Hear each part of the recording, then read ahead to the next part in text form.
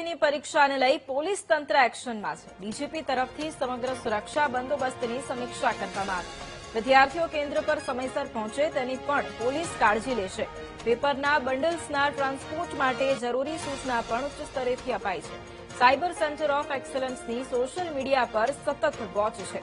પરીક્ષા સેન્ટર ઉપર પણ પૂરતા પોલીસ બંદોબસ્ત સાથે સુરક્ષા વ્યવસ્થા પણ તૈનાત કરવામાં આવશે।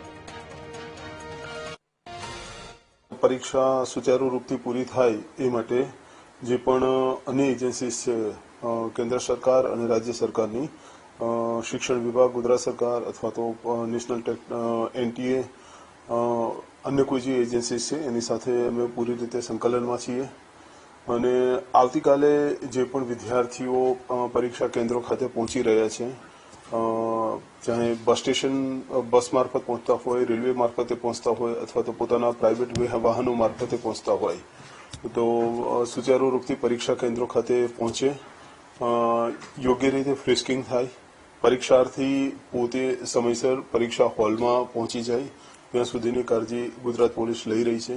ફ્રિસ્કિંગ દરમિયાન જે કંઈ સૂચના આપવાની હતી એ સૂચના પણ આપેલી છે।